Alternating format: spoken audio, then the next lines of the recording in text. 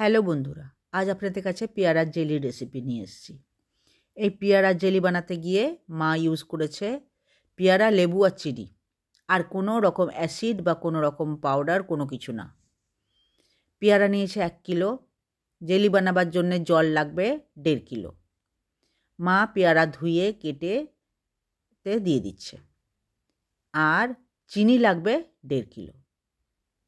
এছাড়া আর কিছু লাগবে না, কালারও লাগবে না। জেলি বানাবার জন্যে কালার লাগবে না, কিন্তু একটা কথা বলে দিচ্ছি, জেলি বানাতে গেলে হলুদ পাকা পেয়ারা চাই, আর লেবুও চাই হলুদ, তবেই জেলিতে কালার আসবে, সুন্দর লাল রঙ আসবে। পেয়ারাটা বসিয়ে দিয়েছিল চুলোতে, দেখলেন সেদ্ধ হয়ে গেছে। যতক্ষণ দেখবেন না নরম হয়েছে ততক্ষণ নামাবেন না। সেদ্ধ হয়ে গেলে প্রায় 1 কিলো মতন জল থাকবে, তখন নামিয়ে দেবেন। এবার একটা অন্য হাঁড়িতে পেয়ারার জলটা একটা ন্যাকড়া বসিয়ে ছেঁকে নিতে হবে। ভালো কাপড় বসিয়ে ছেঁকে নেবেন, পরিষ্কার দেখে। মা পেয়ারাটা ছেঁকে নিল, দেখুন কিভাবে টিপে চেপে ছেঁকে নেয়। এভাবে সব জলটা ভালো করে ছেঁকে নিতে হবে, চিপে চিপে ভালো করে জলটা বের করে নিতে হবে। আর পেয়ারা যখন কাটবেন খুব পাতলা পাতলা করে কাটবেন, মোটা মোটা করে কাটবেন না। পাতলা পাতলা করলে তাড়াতাড়ি সেদ্ধ হবে। ভালো করে চিপতে হবে যেন জল না থাকে।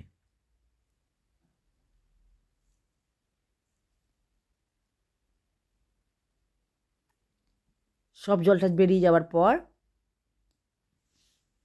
তারপর এটা চুলোতে বসাতে হবে। পেয়ারার জেলি বানাতে একদিনে তো বানানো হয়ে যায়, কিন্তু বোতলে ভরবার জন্য পরের দিন, সেই দিন ভরতে হবে না। এবার আমার লেবুর রস করছে।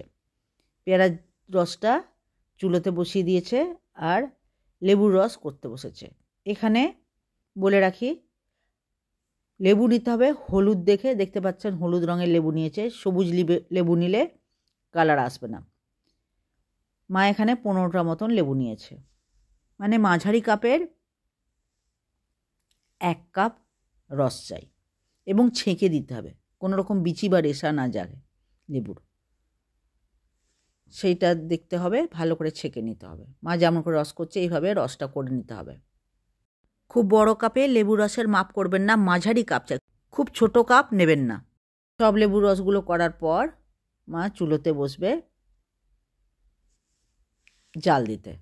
এই দেখুন বসিয়ে দিয়েছে, চুলোটা সবেদ হয়েছে, এখনও ধোঁয়া উঠছে। কিন্তু এখন চিনি দিতে হবে না। জলটা ভালো করে ফুটে যাবে, বেশ অনেকটা ফুটে যাবে, একটু আধটু না, বেশ 10 মিনিট ভালো করে ফুটে যাবে, তারপরেতে চিনি দিতে হবে।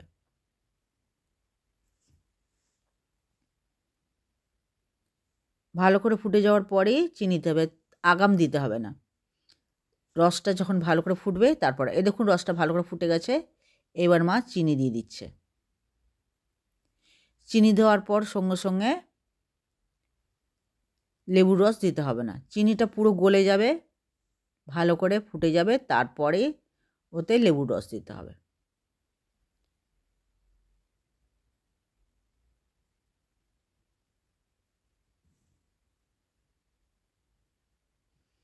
চিনিটা দিয়ে দিল, এবার মাঝে মাঝে ঘাঁটতে থাকতে হবে, চিনিটা গললো কিনা দেখতে হবে। অতটা চিনি গলতে টাইম লাগে, 10-15 মিনিট তো লাগবে টাইম। মাঝে মাঝে ঘাঁটতে থাকতে হবে। আর লেবু দিয়ে জেলি করতে গিয়ে আপনাকে স্টিলের হাতা নিতে হবে না, নিতে হবে কাঠের হাতা। কাঠের হাতাতে জেলি খুব ভালো হয়। এই জেলি করা মা আমার ঠাকুমার কাছে শিখেছে। ঠাকুমারা বলতো কাঠের হাতা দিয়েই জেলি করা উচিত, স্টিলের হাতা দিয়ে না।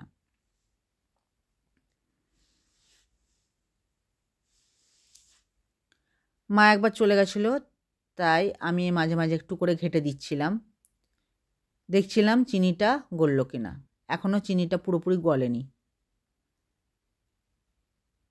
চিনি যখন সব গলে যাবে দেখবেন খুব ফেনা হচ্ছে, তখনই বুঝবেন এবার লেবু দেওয়ার টাইম হয়ে গেছে। পেয়ারা নেবেন পাকা হলুদ দেখে, আর লেবুও নেবেন হলুদ দেখে। মাঝারি কাপের 1 কাপ রস যেন হয়, খুব ছোট কাপ নেবেন না। 1 কিলো পেয়ারাতে 1.5 কিলো জল, চিনি 1.5 কিলো, লেবু 15টা মতন লাগবে। কাপের বেশি করেই এনে রাখবেন, 15, 16, 17টাও এনে রাখবেন, রস কেমন হচ্ছে তার উপরে নির্ভর করছে। মাঝারি কাপের 1 কাপ লেবুর রস চাই, তাতে 15টাও লাগতে পারে, 16, 17টাও লাগতে পারে, কখনো কখনো লেবুতে রস ভালো থাকে না। চিনিটা প্রায় গলে এসেছে, তাও কিছুক্ষণ ফুটবে আর তারপরে এতে লেবুর রস দেবে।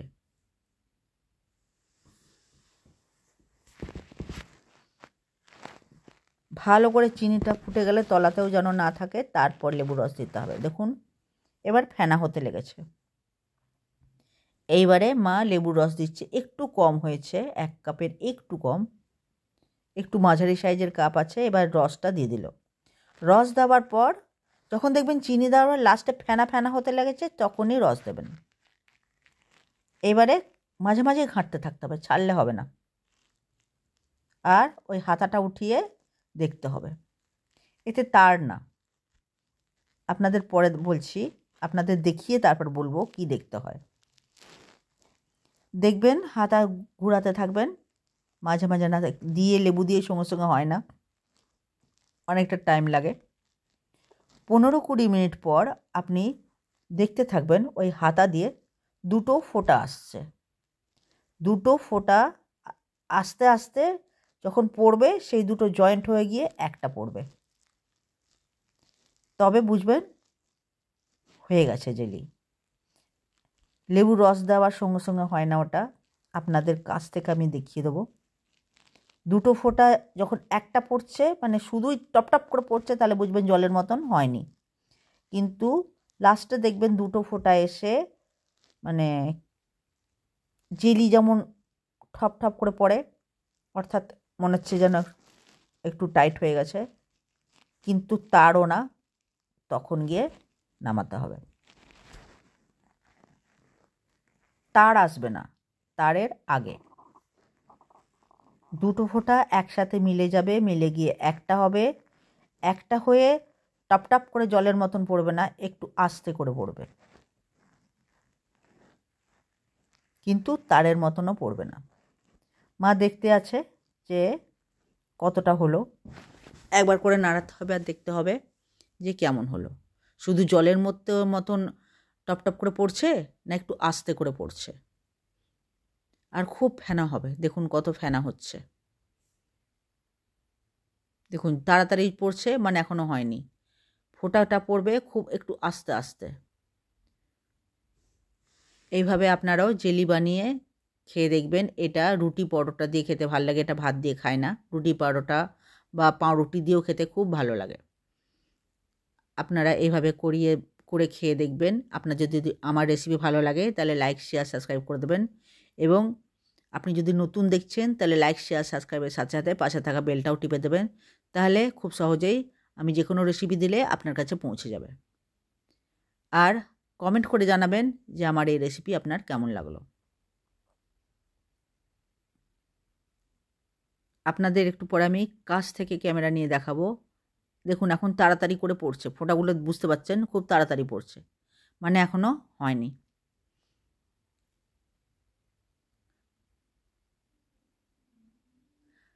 আর জেলি বানাবেন ফুল আঁচে, যদি গ্যাসেতেও বানান ফুল আঁচে বানাবেন, মিডিয়াম আঁচে না।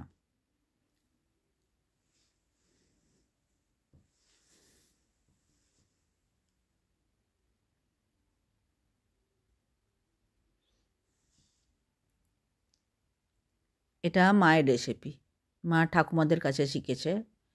ঠাকুমারা খুব ভালো জেলি বানাতো, মানে আমার ঠাকুমা খুব।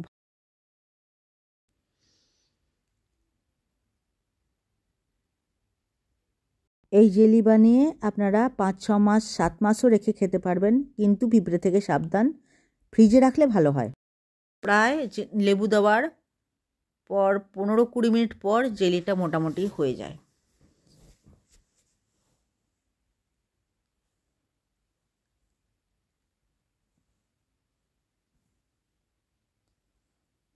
কালারটা হয়ে গেল আজকে বুঝবেন না, জেলি হয়ে যাওয়ার পর অমনি অবস্থায় রেখে দেবেন, কিছুতে ঢালতে হবে না। একটা রাত রেখে দেবেন। পরের দিন জেলির হাঁড়ির মানে ওই উপরটায় দেখবেন ফেনা ফেনা কিছুটা জমে আছে, সেটা আস্তে করে হাতায় করে তুলে আলাদা বাটি টাতিতে নিয়ে যাবেন। ফেলার কোনো দরকার নেই, ওগুলোও খাওয়া যায়, কিন্তু বোতলে ভরলে ফেনাটা ভালো লাগে না। তাই বোতলে ভরলে উপরকার ফেনাটাকে কাটিয়ে দিয়ে হালকা হালকা করে তুলে নিতে হবে চামচ দিয়ে বা হাতা দিয়ে। তারপর বাকিগুলো আপনি স্লাইস স্লাইস করে কাটবে, ভরে দেবেন বোতলে।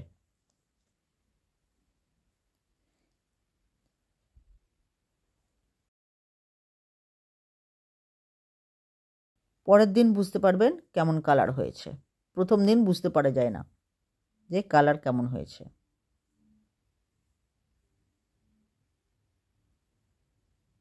যখন জমে যাবে তারপরে রঙটা বুঝতে পারা যায়।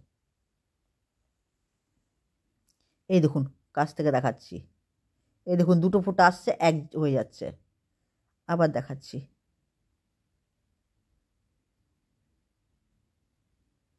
দেখুন দুটো ফোঁটা আসছে, একটা হয়ে যাচ্ছে। দু সাইড দিয়ে দুটো ফোঁটা এসে একটা হয়ে যাচ্ছে, আর খুব আস্তে আস্তে পড়ছে। দেখুন একটা হয়ে যাবে।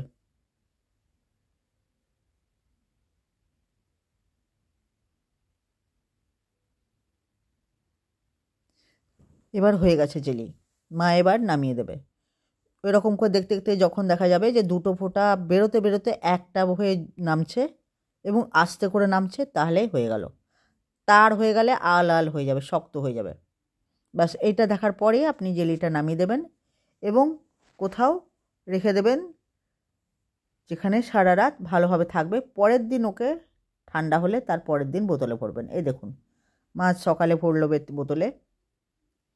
এভাবে আপনারাও জেলি করে খেয়ে দেখবেন এবং আমাকে কমেন্ট করে জানাবেন যে কেমন হলো। এবং যদি আমার রেসিপি ভালো লাগে তাহলে লাইক শেয়ার সাবস্ক্রাইব করতে ভুলবেন না। লাইক শেয়ার সাবস্ক্রাইব করে দেবেন, রেসিপি ভালো লাগলে আপনার বন্ধুদেরও শেয়ার করে দেবেন। 1 কেজি পেয়ারাতে হরলিক্সের বোতলের মতন 2 বোতল জেলি হলো।